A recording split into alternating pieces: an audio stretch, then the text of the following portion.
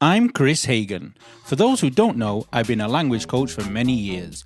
In my career, I've taught a wide variety of people, from famous singers and radio presenters to doctors, uni students, and yes, even desperate housewives trying to find an English lover. I've finally decided to share my thoughts, tips and tricks with the world. Also check out my YouTube channel if you want to see my ugly mush. So let's kick off this podcast with a great jingle.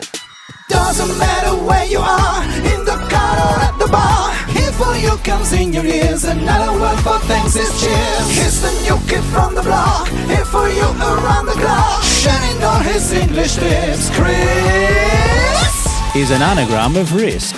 Kris. Hello, I'd like to start this week by saying well done to all the football-crazed idiots crammed into Piazza Duomo in Milan last Sunday. Just because the restrictions have been lifted doesn't mean you can go and pile up in the square, thousands of you, and not cause a problem. When Milan goes back into the red zone, you only have yourselves to blame. Can somebody explain to me why only football fans act like imbeciles? Now, some people who are not imbeciles are Sabrina, Ambra, who loves it when I say audio for some reason instead of audio, Federico, who I will never call Fede, Mirko, who wasn't there today, you abandoned me, and Davide. Hello to you guys. And thanks to Ambra, who's obsessed with music, I have Ring My Bell stuck in my head. Is that even the title? I don't know. Now, who's our first guest? She's from Australia, Koala.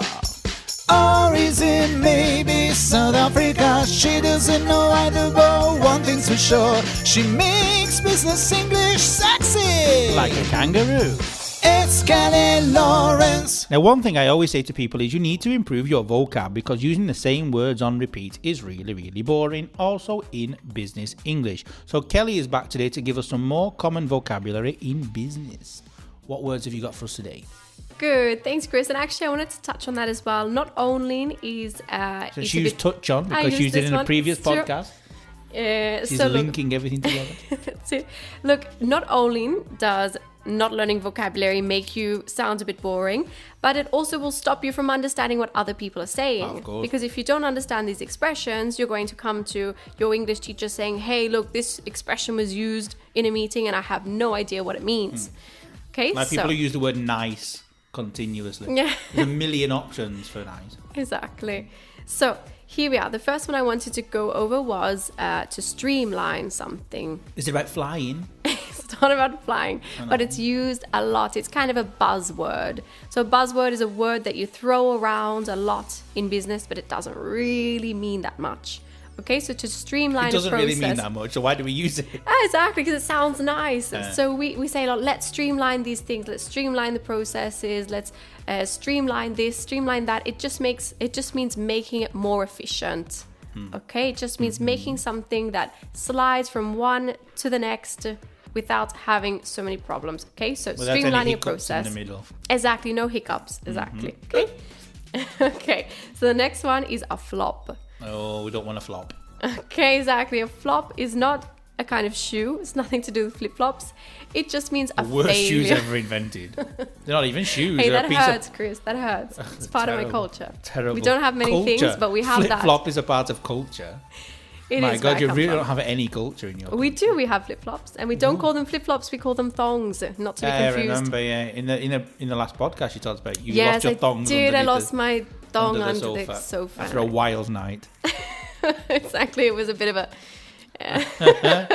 Let's move not on. Understood by my housemates. Okay, so a flop, what is it? It's a failure. Okay, like Madonna's last album. Okay, exactly. Good example. You could say it was a flop. Okay, I haven't heard the album. Actually, in fact, I heard one song. It was very good. I liked it. It was not a flop. Okay, so we can say, look, we don't want it to be a flop. We have to work hard. Okay. The next one is up to scratch. Are you up to scratch? Exactly. Okay, nothing to do with scratching. You're not scratching anything, anybody. It's a bit itchy. No. Nothing to do with itches. Okay, up to scratch means that you're able to do it. You have the competencies to do something. Okay, is it up to scratch? Are you up to scratch? It means, are you able? Is it able? Kelly's very up to scratch. Just confirming the fact. It's a compliment. Okay. She's abandoning me and going back to Australia, but she's up to scratch. We've still got some months. Okay, the next one is the get-go. The get-go. I like this. I've not heard it for a long time. We use it. From the get-go. From the get-go. For example, it was a disaster. It was a flop from the get-go. It means from the very beginning, from the moment it got going, is the get-go. Okay, so we need to be really, really good from the get-go. We need to be really effective from the get-go. It means from the very, very beginning. Okay, the next one is very important. It's called red tape. There's a lot of that in Italy. Exactly, there's a lot of it. Italy. Okay. Is red tape. Sometimes you have to cut through a lot of red tape to get something done. Could you imagine? With your scissors. Exactly. Your scissors would be blunt in Italy, cutting through all the red tape. So look, red tape, what does it mean? It means bureaucracy. It means paperwork. Okay, so when you've got a lot of red tape, it means you've got a lot of files to fill out, documents, things to do in order to get something done. Okay, it's red tape. Just a question, can they remove my citizenship? Exactly. Release this podcast after it's been confirmed. Okay. And 1 minute left. Go. The next one. Okay. The next one we have is get on with it, as you said in the previous podcast. Exactly. I've got to get on with it. I've got to put in an effort. Okay. This is the next one. To put in an effort means to work hard, to put in effort, literally to work hard on something. So you've got to put in effort if you want to get good results. And these days, not many people want to put in any effort. They want a job for 2 hours a day and earn €1 million a month. In fact, big expectations. Instead, often you have to put in long hours. Okay, to put in long hours means, of course, putting in that effort for a long time, many hours, long ones. Yeah, it doesn't mean that an hour is actually longer than 60 minutes. Exactly. It means many hours, not longer hours. Exactly, but they feel longer when they're a lot of them all together. So we say put in long hours. Okay? All right, perfect. So study these ones and they will help you understand what your international colleagues are saying, and it'll help you to impress them. And we like to impress. Exactly. Goodbye. Thanks, everyone. Now we love business, English short and so. Now, many of you out there have now had your vaccinations. I received my letter to book my appointment in Manchester this morning. One small problem. I'm at the other side of Europe. Anyway, I just want to go over 2 of the words that people keep saying incorrectly. The first is vaccine. It's not vaccine, it's vaccine. Okay? Vaccine, not vaccine. And the second one is quarantine. Not quarantine, it's quarantine. Quarantine. Now go over to our YouTube channel and you can see a little video we posted about some English words that foreign people use in the wrong context and with the wrong pronunciation. Some of them totally wrong also grammatically. And in that video you'll see the face behind the voice of Introducing Mimi Melendez, mixing cocktails from Miami to New York. People blame her for getting legless just cause she mixed it. She didn't pour it down your throat. No, she didn't. Remember to leave her a tip. Mimi's back, and we've actually been asked, I received an email asking, can we have some more information about how to be a better bartender? And so I thought, okay, fine, I'll ask her to give us some more information, if it's okay with you. That's right. You give the people what they want, right? Not always. Good rule of thumb, right? If they're behind the bar, nope. It's a big no. Unless I'm single and you're super hot. Ah, okay, fine.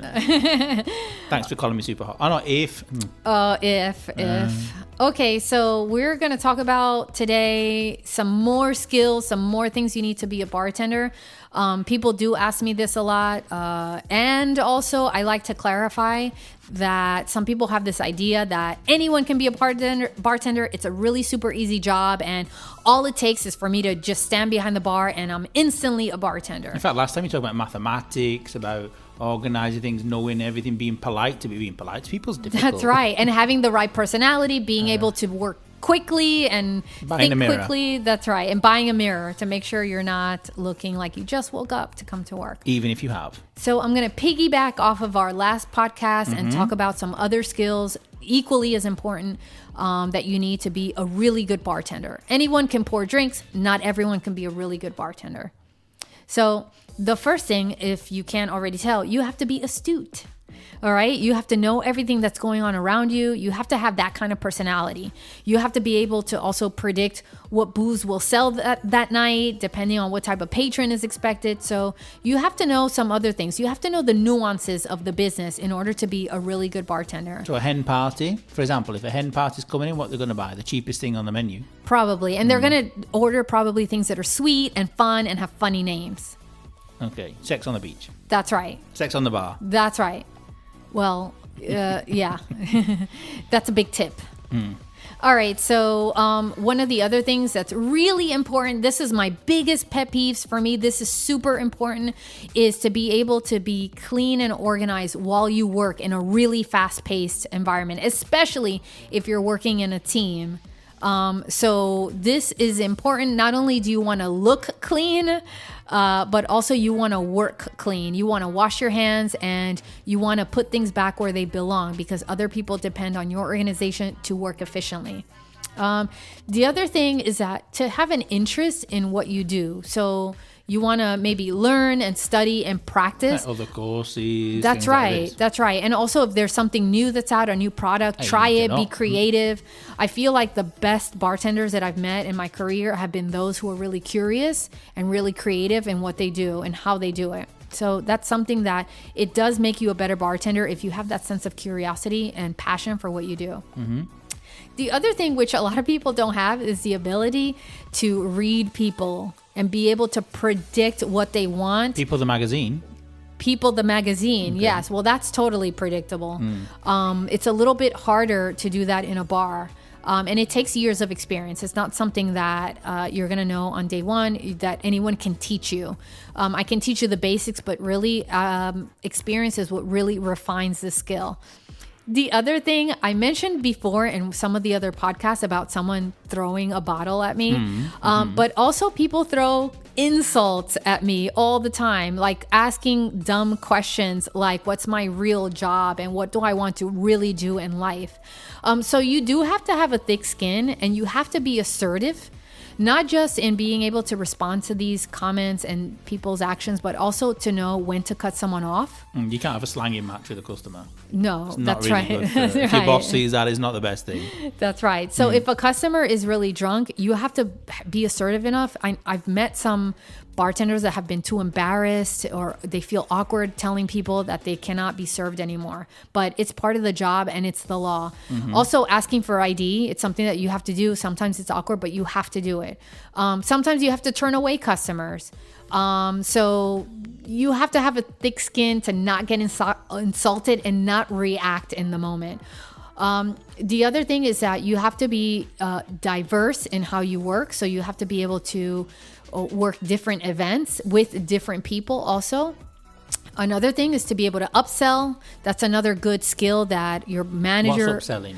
Upselling is to be able to add a little extra. So for example, if a customer asks me for a vodka tonic, maybe I want to suggest a top shelf vodka brand to upsell them. Yes, to make them spend more on something that really equals quality. And your boss will be happy if you do that. That's right. That's right. And the last one? And the last one is that you want to be able to be a well-rounded bartender by being prepared and also making sure you're polite. So introduce yourself, call guests by name, greet them, and thank them every time. Okay, and what about breath mints if you have a smelly customer? I always have extra breath mints or gum available for guests, along with other little treats and things that they might need throughout the... Just come in, let me whisper something in your ear, open your mouth.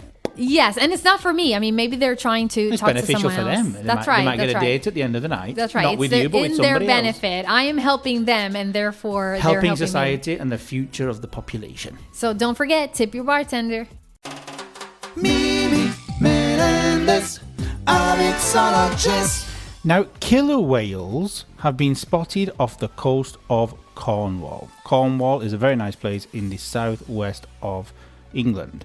It's, like I said, it's a nice place. The last time I went there, my dad's wheel fell off the car, not off my dad. My dad doesn't have wheels yet.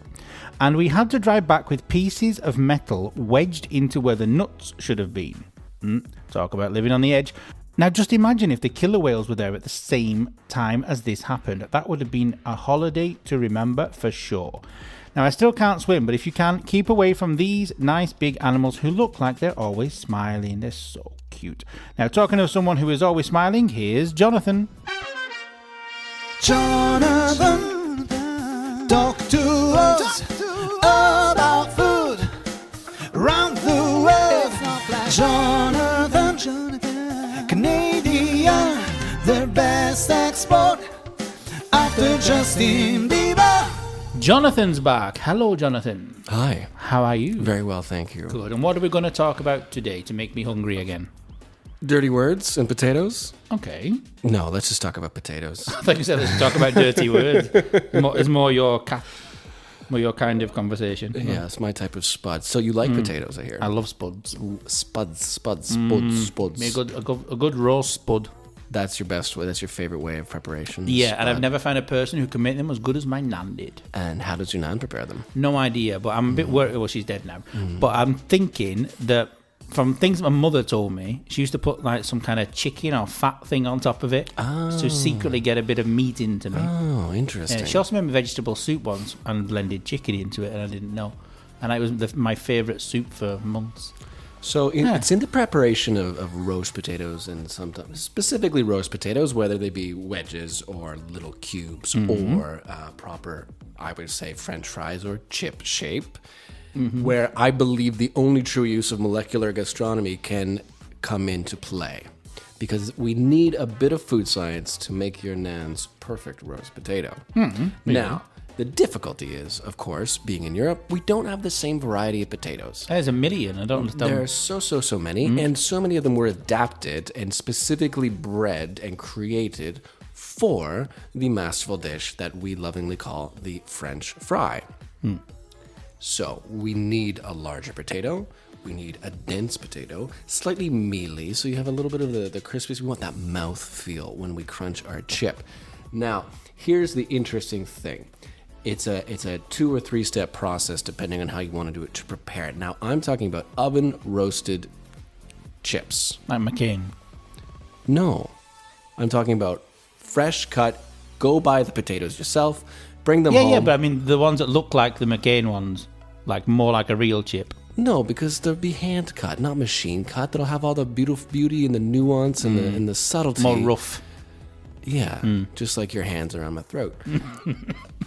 No, I'm just winding you up. To be honest, I don't like McCain chips at all. They're very, very mechanical and very technical looking. They're terrible. I'm talking not about like real chips. Russet potato. This is what I'm getting at. We need a russet potato, which is I was told it was specifically bred to make French fries because of its density.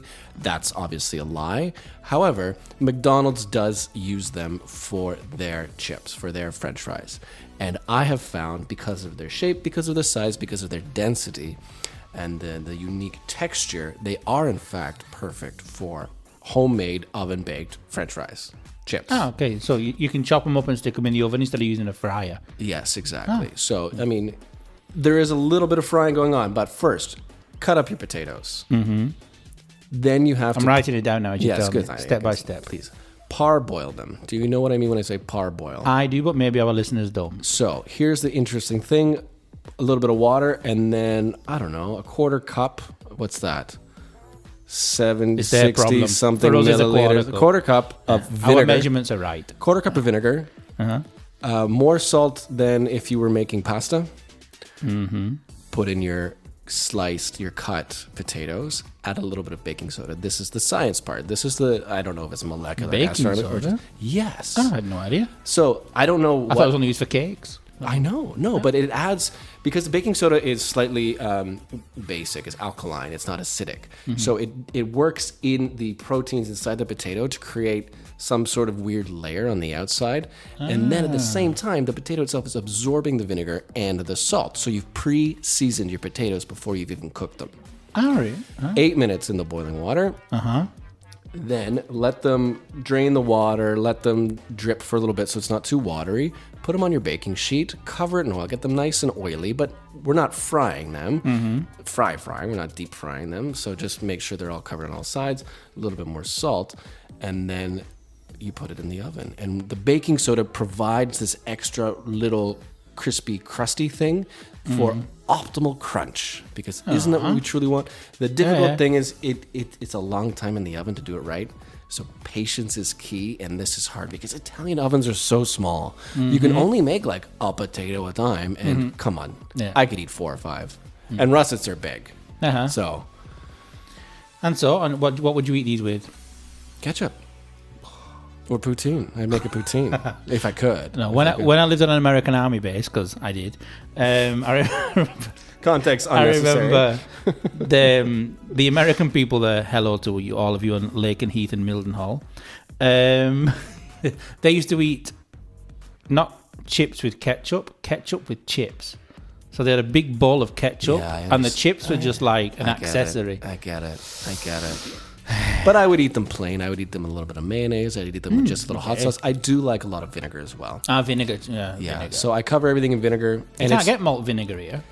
I've never found it. I've recently found white vinegar. Yeah, white vinegar in the cleaning aisle of the supermarket because the cooking aisle only has white wine vinegar. Oh, okay. So there you go. So go to the cleaning aisle, get your white vinegar, a little bit of baking soda in the water when you parboil your potatoes, and then just enjoy, guys. And now we're hungry.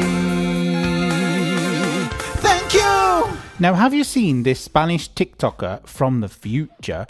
He's going around posting videos on TikTok of empty streets, and he puts messages up saying that he's left something for you to find, and then people actually find it. Now, many people are saying that he did all this during the big lockdown when nobody was allowed to go out. He shot these videos and left these things around. Maybe, maybe not. Maybe you believe him, maybe you don't. Now, the reason I'm telling you this is because he's not the only one who is claiming that they have time travelled. At the end of this podcast, I will explain more. Now, talking of time travel, let's go over to a girl who's actually in the past right now as we speak. Well, from where I am anyway. Now it's time for Laura, sick to you by your sky. She's at home in Nashville, couldn't find a flight. Laura likes to listen to the radio, but when it comes to music, she prefers it live. Laura, give for Laura, give for Laura, give for Laura, give for Laura, give for Laura, give for Laura, give for Laura.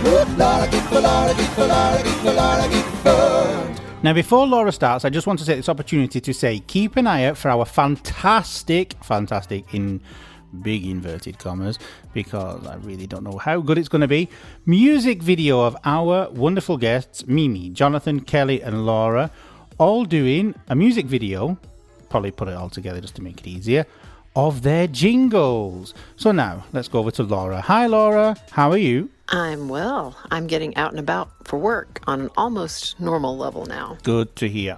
I'm doing really well, other than the spring weather in Tennessee is making my allergies go nuts. That's not so good.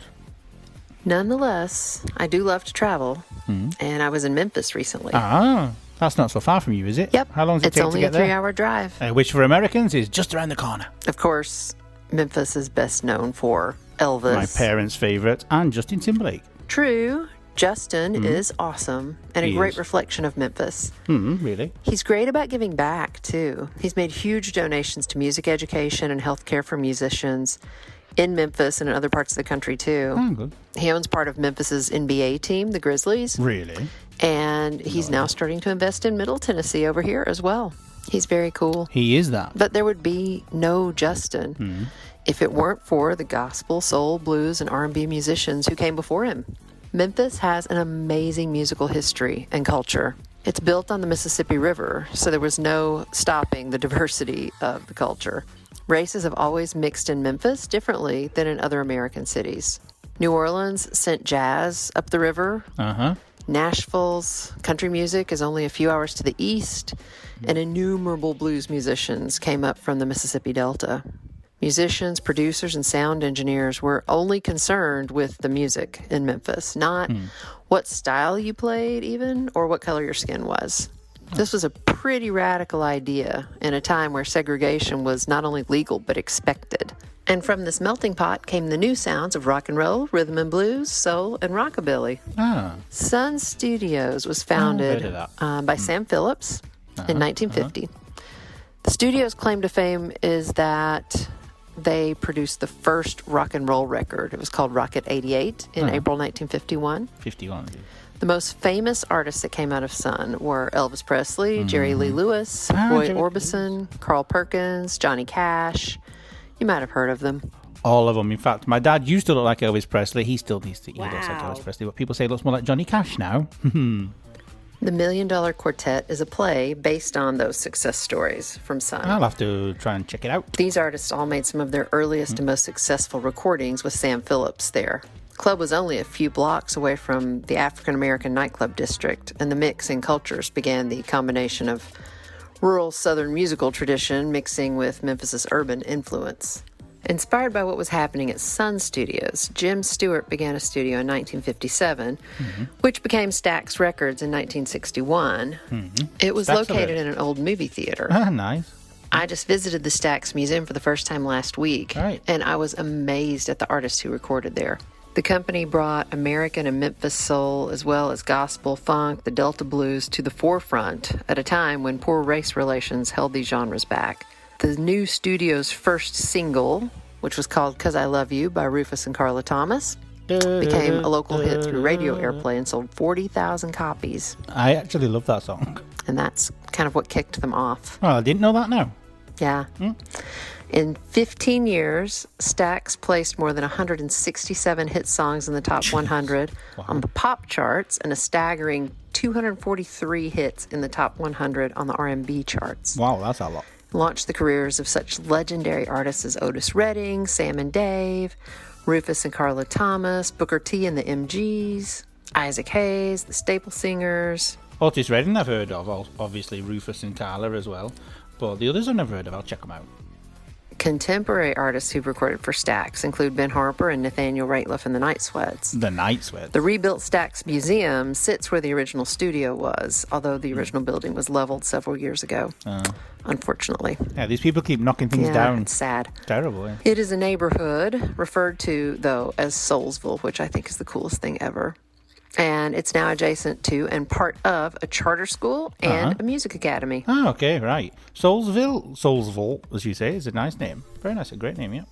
As amazing as Justin Timberlake is, Amazingissimo. and as much as he's done for Memphis, Elvis Presley really was the first Memphis celebrity and the biggest celebrity in the world at the time. The King. If you go to Memphis, you really have to check out Elvis's home, Graceland. How nice. It's been a museum since 5 years after Elvis's death, and it's just a time capsule frozen in 1977. It's amazing. Well, I mean, the house itself is amazing, but also the complex includes his plane, his cars, his guns, his gold records, costumes, his military uniform, So much, and the graves of Elvis himself, his parents, and his grandmother. Being buried in the back garden for me is a little bit strange, like burying a dog. Yeah, not sure how I feel about that, but it was interesting to see. It was very emotional. Why not if it's big enough? I've seen too many horror films. No visit to Memphis is complete without hanging out for a while on Beale Street. Beale Street. It's been called a meeting place for urban and rural styles by very folklorist George McDaniel, and he explained that Beale Street served as a school where young talent was nurtured, and it produced musicians who shaped the course of American music. And of course, that's totally true. W.C. Handy, B.B. King, and Muddy Waters all came from Beale Street. They were among the most important artists shaping the Memphis blues sound in the middle of the last century. Memphis became as well known as Chicago and New York for its music culture at that time. B.B. King actually began as a disc jockey in Memphis. I never His knew on-air that. name was the Beale Street Blues Boy, and that's how he became known as BB. Although having heard that story, Yeah. I wonder why it wasn't BBB. BBB. Anyway, Complicated to say. BB and I share the same birthday, and I got to meet him in his later years on our mutual birthday when I was catering a blues festival. All right. My birthday is shared with Lauren Graham. Do you know her? Really? The 16th of March doesn't have many famous people. 18th of March is Adam Levine, if he was only born 2 days earlier. Oh, you're so awesome that there wasn't room for many other people to be born on your day. But that's very cool. Yeah, I suppose. I've never seen Gilmore Girls, but No. everyone tells me I look like Lauren Graham. In fact, you're identical. You should watch it. It's a fantastic program. Fantastic. And you also have the same initials. It must mean something deep. Well, clearly, I am very cool then. You are extremely cool. You could be Mrs. Gilmore Girls. I also share a birthday with Lauren Bacall. But you look more like Lauren Graham.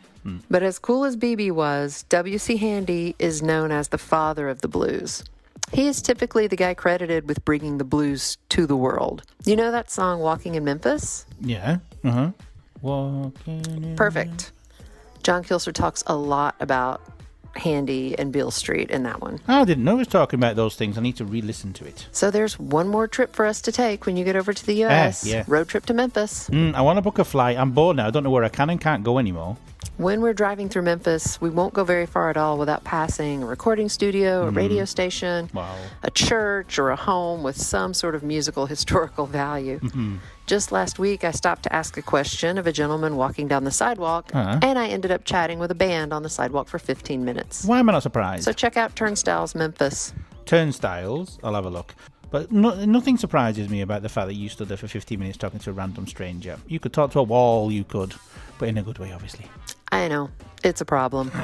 That's why I'm always talking too long on your podcast. No, never Thank too long. you for the time, though. I love it. Anytime you want, I'm here. Cheers till next week. See you. Thank you very much, Laura. And I've just realised, Laura's gone now, but okay, I've just realised, before she mentioned Jerry Lee Lewis, I also shared my birthday with the actor Jerry Lewis. How weird. So thank you, Laura, and speak to you next week. Now we know something more about music. Thank you, Laura.